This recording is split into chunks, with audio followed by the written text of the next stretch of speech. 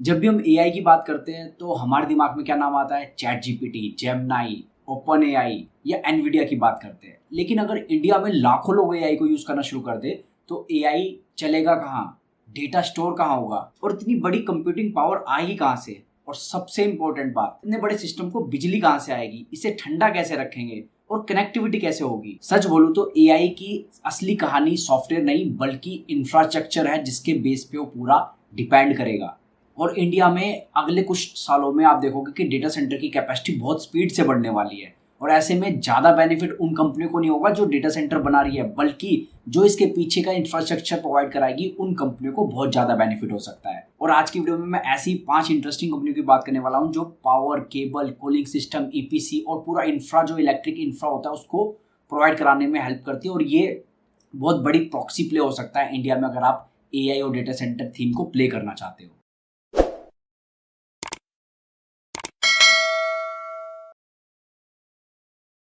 Video में आगे बढ़ूं दोस्तों, उससे पहले जब भी मैं किसी स्टॉक आइडिया पे बात करता हूँ, किसी थीम पे बात करता हूँ, तो मेरा प्योर पर्पस ये होता है कि कुछ एजुकेशनल कंटेंट आप लोग से शेयर करूँ। किसी भी तरह का बाय सेल रिकमेंडेशन इस वीडियो के थ्रू मैं नहीं दे रहा हूँ।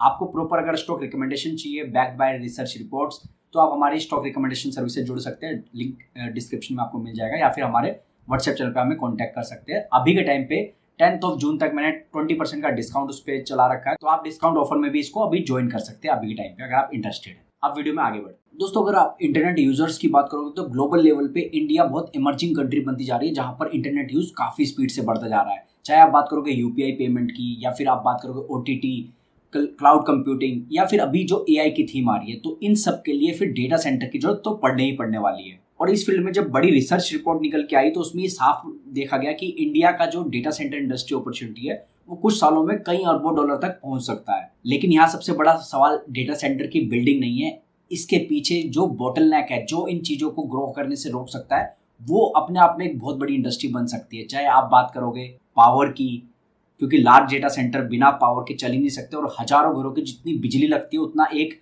लार्ज डेटा सेंटर को चाहिए ही चाहिए। या फिर अगले बोटलनेक की बात करोगे कूलिंग, क्योंकि जितने बड़े लेवल के सर्वर्स इन डेटा सेंटर्स में यूज होते हैं तो वहाँ पर हीट काफ़ी स्पीड से जनरेट होती है और काफ़ी बड़ी मात्रा में जनरेट होती है। तो उसको कूल करने के लिए पूरा कूलिंग इंफ्रास्ट्रक्चर बहुत स्ट्रॉन्ग होना चाहिए। और तीसरा सबसे बड़ा बोटलनेक है electric infrastructure. Transformer, switch gear, cable connectivity और पावर डिस्ट्रीब्यूशन के बिना डेटा सेंटर सिर्फ एक खाली बिल्डिंग ही है। और यहीं से अब मैं कुछ कंपनीज के बारे में बात करता हूँ जो काफी बढ़िया केस स्टडी साबित हो सकती है इस पूरी थीम को लेके। अगर डेटा सेंटर एक शहर है तो ट्रांसफार्मर उसका पावर स्टेशन है। डेटा सेंटर को ग्रिड से आने वाली इलेक्ट्रिसिटी को संभालने के लिए, कन्वर्ट करने के लिए और स्टेबिलिटी मेंटेन करने के साथ साथ सप्लाई करने के लिए पावर इंफ्रास्ट्रक्चर की जरूरत पड़ती है। और यही हिताची एनर्जी का बहुत बड़ा रोल है, क्योंकि Hitachi energy transformer, sub station, grid automation और हाई वोल्टेज सॉल्यूशन में काम करता है। भारत में जितने बड़े हाइपर स्केलर डेटा सेंटर बनेंगे उतनी ज्यादा रिलायबल पावर इंफ्रास्ट्रक्चर की जरूरत पड़ने वाली है। डेटा सेंटर डेवलपर्स केवल सर्वर नहीं खरीदते, उन्हें पूरा पावर इंफ्रास्ट्रक्चर बनाना पड़ता है।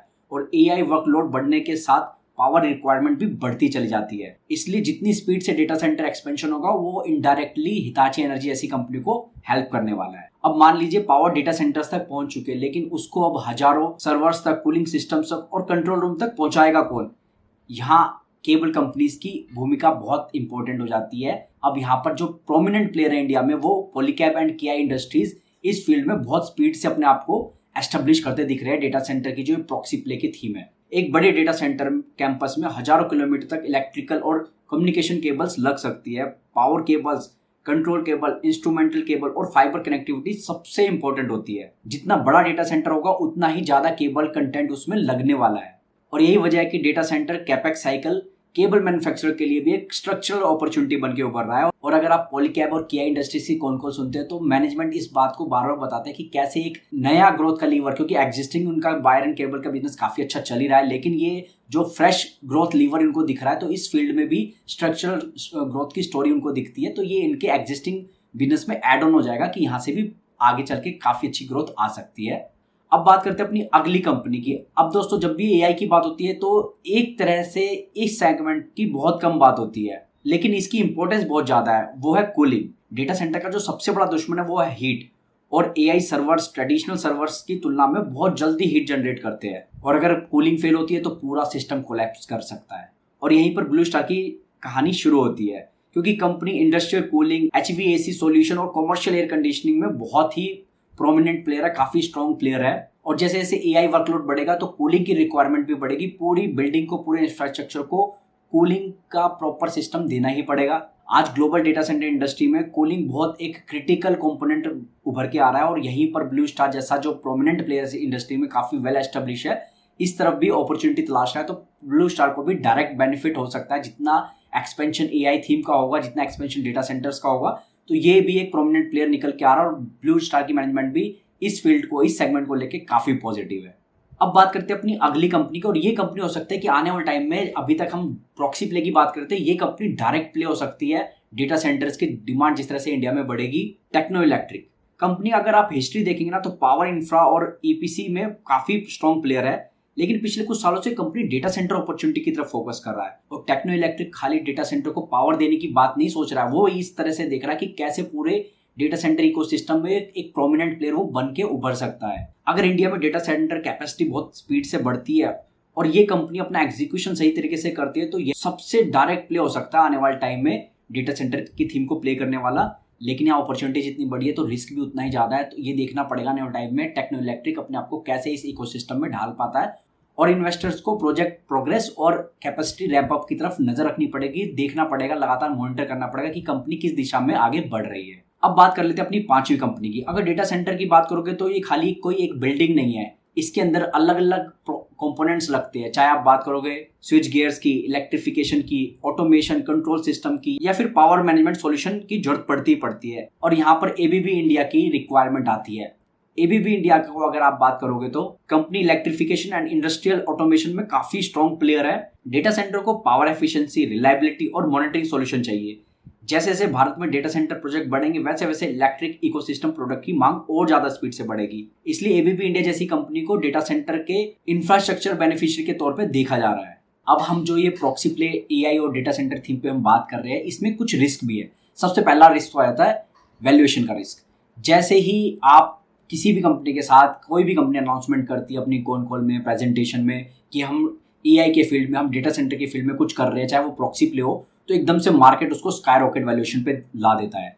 अब प्राइस तो पहले स्टॉक का भाग गया, लेकिन एग्जीक्यूशन उसी स्पीड से हो पाएगा कि नहीं, तो ये एक रिस्क रहता है। और आप देखोगे जितनी भी कंपनी अभी मार्केट में लिस्टेड है, काफी हाई वैल्यूएशन पे ट्रेड कर रही है, जहां पर भी AI और डेटा सेंटर का नाम आ रहा है। दूसरा सबसे बड़ा रिस्क ये है कि जितनी स्पीड से अनाउंसमेंट हो रही है उतनी ही स्पीड से क्या डेटा सेंटर्स की कंस्ट्रक्शन भी हो रही है कि नहीं। अगर ग्राउंड लेवल पे अगर उतनी स्पीड से कंस्ट्रक्शन नहीं हो रही है तो ये अपने आप में एक बड़ा रिस्क बन जाता है, जितनी भी ये प्रॉक्सी प्ले है। तीसरा सबसे बड़ा रिस्क आता है पावर की अवेलेबिलिटी।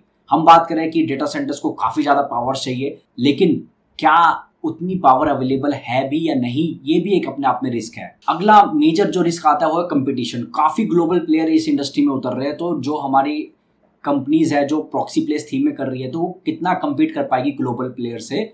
और सबसे लास्ट में तो यही रिस्क आ जाता है कि जो भी मैंने अभी कुछ कंपनियों के नाम लिए है, वो कंपनियां प्रॉक्सी प्ले है, डायरेक्ट प्ले कोई भी इंडिया में एज सच अभी के टाइम पे अवेलेबल नहीं है। तो फाइनली दोस्तों मैं क्लोजिंग में अपनी ये बोलना चाहूंगा कि हमारे हिसाब से ना अभी हम क्या सोच रहे हैं कि AI तो एक सॉफ्टवेयर का नेक्स्ट वर्जन है, लेकिन सबसे बड़ा जो इम्पोर्टेंट उसका बेस है, जो उसका बैकबोन है, वो इंफ्रास्ट्रक्चर ही होने वाला है। तो इसलिए मैंने जितनी भी कंपनी डिस्कस की है, वो AI के पीछे जो इंफ्रास्ट्रक्चर मेंटेन करने वाले, चाहे कूलिंग कंपनी की बात करोगे, EPC पूरा इलेक्ट्रॉनिक इंफ्रास्ट्रक्चर प्रोवाइड करने वाली कंपनी की आप बात करोगे, चाहे वायर एंड केबल कंपनी की बात करोगे, ट्रांसफार्मर प्रोवाइड कराने वाली कंपनी की बात करोगे, तो ये सारी कंपनियां एक बैकबोन के तरह उसके AI और डेटा सेंटर के पीछे काम करेगी। तो ये थीम अपने आप में काफी बड़ी थीम बन सकते हैं आने वाले टाइम में, लेकिन वैल्यूएशन का भी आपको ध्यान रखना पड़ेगा, क्योंकि इन सभी कंपनियों के वैल्यूएशन काफी हाई लेवल पे ऑलरेडी पहुंचे हुए हैं, तो वो थोड़ा सा आपको ध्यान देना पड़ेगा। तो इनमें से कौन सी कंपनी जिसको आप ट्रैक कर रहे हो, ये आपको काफी इंटरेस्टिंग प्रॉक्सी प्ले लगता है AI और डेटा सेंटर थीम के लिए,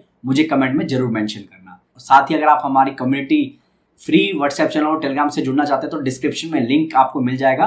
काफी इंटरेस्टिंग कॉन कॉल्स की समरी भी मैं वहाँ शेयर करते रहता हूँ। और अगर आप स्टॉक रिकमेंडेशन हमारी सर्विस से जुड़ना चाहते हैं तो वहाँ पर भी 20% का डिस्काउंट है 10 जून तक, तो उसको भी आप अवेल कर सकते हैं अगर आप प्रॉपर स्टॉक रिकमेंडेशन चाहते हैं बैक्ड बाय रिसर्च रिपोर्ट्स। आज की वीडियो में इतना ही। Thank you so much.